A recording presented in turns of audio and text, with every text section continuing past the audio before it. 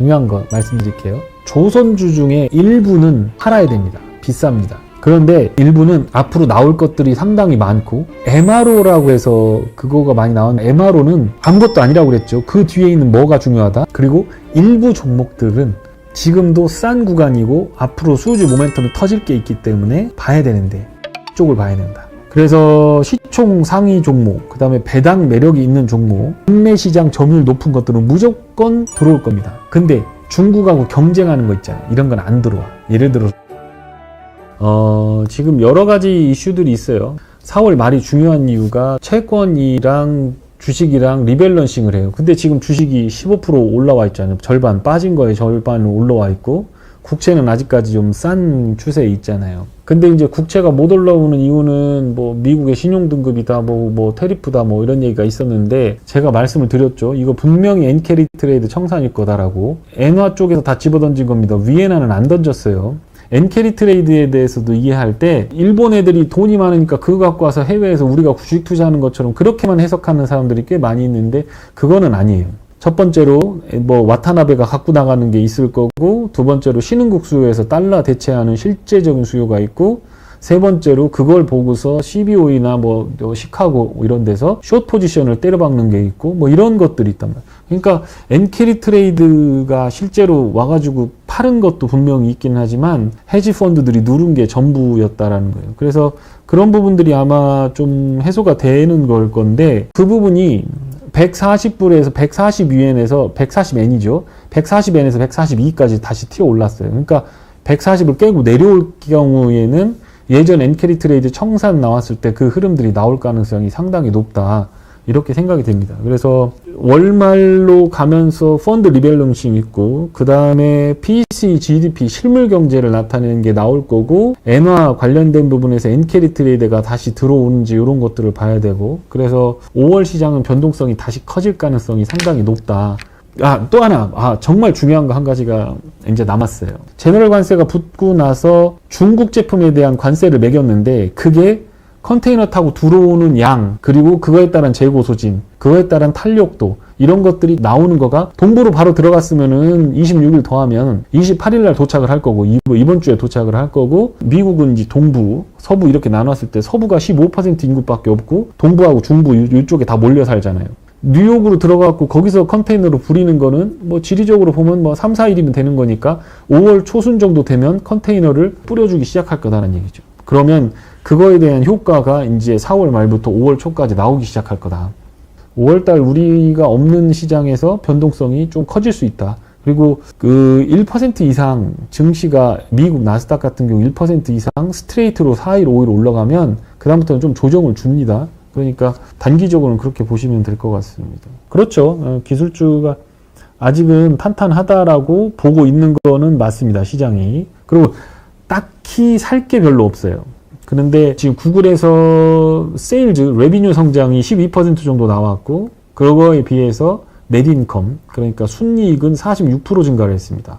그리고 700억 달러 정도의 바이백을 사겠다라고 얘기했거든요. 그럼 이 정도면 굉장한 자신감이에요. 그리고 구글이 제일 싸요. 지금 멀티플이 20배밖에 안 돼. 옛날에 메타가 이렇게 싸졌을 때, 메타가 80불 이렇게 됐을 때 16배, 7배까지도 빠졌었어요. 그리고 나서 지금 300불 막 가까이 올라갔죠? 막 대여섯 배까지 올라갔어요. 그러니까 어떻게 될지 모른다, 여기서. 그러니까 구글 상태는 굉장히 좋은 것 같다, 제 생각엔. 이번에 실적 발표 나오는 테크주들이 가장 안정적인 성장을 나타내고 후행적이다. 제조업이나 이런 것들은 좀 어려운데. 근데 지금 치고 올라가는 게 있어요. 인더스트리얼 섹터는 치고 올라가고 있어요. 이거는 심플해. 첫 번째, 시총 상위 종목을 사면 돼. 두 번째, 얘들은 기본적으로 배당만, 이게 아주 적절해 보일 수가 있어요. 이번에 6월 달에 정권 바뀔 수도 있잖아요. 그런데 여야가 공동으로 추진하는 게 뭐냐? 자본시장법 개정해가지고 배당, 상속세부터 시작해갖고, 상법 개정은 상속세법하고 같이 개정이 돼야 되기 때문에 모르겠어요. 자본시장법 개정까지만 간다고 해서 배당의 분리과세를 이소영 의원이 27%, 그러니까 27%면 법인세 25% 하고 27% 하고 이렇게 또 섞어보면 그러면 뭐 그냥 내는 건 그냥 50% 이상 다 내는 거야. 그렇지만 그럼에도 불구하고 분리과세가 돼버리면 대주주 입장에서 보면은 자사주 다 소각해버리고 자기가 배당받아가 버리면 훨씬 좋거든요. 근데 그거를 상장회사, 비상장회사 그거를 다 어떻게 할 거냐. 상법을 개정하면 비상장도 포함되는 거고 자본시장법으로만 가면 이제 상장된 것만 하는 건데 이제 두 개 차이가 있는 거고 이런 거예요. 그래서 다음 15채널은 배당 분리과세하고 상법 개정 관련된 수혜주가 될 거고 6월에 그렇게 되면서 한국이 안정화되면 환율이 떨어질 가능성이 있죠. 환율이 내려가면서 외국인들 들어오겠지. 그럼 좋죠. 채권이 들어가면 조달금리가 내려가 버리니까. 근데 메리트가 있어야지. 배당 소득세 내려줘야 돼. 분리과세 시켜버려야 돼. 그래야 지금 부동산이나 이런 것들과 관련되어 있는 많은 문제들이 해결이 돼요. 그래서 시총 상위 종목, 그 다음에 배당 매력이 있는 종목, 그 다음에 금융, 바이오, 네이버, 카카오 이런 것들 있잖아요. 국내 시장 점유율 높은 것들은 무조건 들어올 겁니다. 근데 중국하고 경쟁하는 거 있잖아요. 이런 건 안 들어와. 예를 들어서 롯데케미칼 이런 거 안 들어와. 차라리 이마트를 살 거야 아마. 외국인 입장에서는. 적정한 밸류에이션이 되면 그건 깔아놓으면 여기서 먹고 사는 사람들이 있기 때문에 그거는 들어올 거다라는 거예요. 금융도 마찬가지죠. 여기다 깔아놓으면 대출 먹고 사니까 그것도 들어올 거고 바이오도 마찬가지고. 이거는 제가 확실하게 얘기할 수가 있는 게 있는데 배터리 박람회를 보시지 말고 중국의 배터리 전기차 무덤으로 한번 가보세요. 그게 배터리 산업의 현 주소라고 보여져요. 저는 LFP가 굉장히 좀 안정적이고 단가가 낮게 되면서 많이 보급이 됐긴 했는데 지금 저는 차라리 배터리 쪽을 투자한다고 하면 테슬라를 투자하는 게 맞는 거예요. 요번에 실적이나 이런 걸 좀 보고 분석을 해보신 분들은 알겠지만 에너지 쪽에서 이제 저장장치 한마디로 저수지를 만드는 거예요. 그러니까 낮 시간에는 에너지가 많이 필요하고 밤에는 에너지가 뚝 수요가 떨어지면서 남는 에너지들을 배터리에 저장해 놨다가 이렇게 하게 되면 수요가 맞춰진다는 거지. 그거를 이제 배터리로 하겠다라는 게 일론 머스크고 그거로 돈을 이제 벌겠다라는 게 배터리 쪽은 우리나라를 봐야 될 거 아니에요. NCM 지금 조용해졌잖아요. 어떻게 저거? 누가 사 배터리를? 신재생도 지금 좀 어렵고. 신재생은 아마 차라리 신재생을 보는 게 지금 차라리 나을 수도 있겠는데 중국은 일단 지금 블룸버그에서 나오는 걸 말씀을 드릴게요. 양안관계가 불안할 거다라고 본다. 그리고 무역 질서 재편에 따른 서플라이 체인의 변화로 중국 투자가 매우 불안정하다. 그리고 관세의 영향력에 따른 GDP라든가 미국 경제 데이터를 신뢰하기 어렵기 때문에 롱텀 펀드들은 중국에서 다 발을 빼고 있다. 25년 동안 투자 안 한다. 이런 얘기가 나오고 있어요. 그러니까 그렇다고 한다면 중국 관련된 모멘텀보다는 미국 관련된 모멘텀을 잡는 게 맞지 않나. 이런 생각이 듭니다. 행복한 고민이다. 조선주가 많이 올랐는데 팔아야 되느냐? 조선주는 앞으로 3년 동안 계속 이익이 납니다. 자, 중요한 거 말씀드릴게요. 조선주 중에 일부는 팔아야 됩니다. 비쌉니다. 왜냐하면 PBR 기준으로 했을 때 07년도 수준까지 거의 다 갔기 때문에 업사이드가 많지 않은 종목들이 있습니다. 그런데 조선주의 일부는 앞으로 나올 것들이 상당히 많고 그 중에 뭐 MRO라고 해서 그거가 많이 나왔는데 제가 MRO는 아무것도 아니라고 그랬죠. 그 뒤에 있는 뭐가 중요하다? 미국의 배를 고칠 수 있는 능력이 있다라고 하고 그거를 했다라고 하면 보안이 열린 거예요. 우리 집 들어와라고 대문키를 준 거예요. 그 대문키가 열렸기 때문에 잠수함이라든가 미국에 직접 공급을 안 할 거죠. 미국이 핵잠수함을 우리한테 수주를 줄까요? 어림도 없는 얘기예요.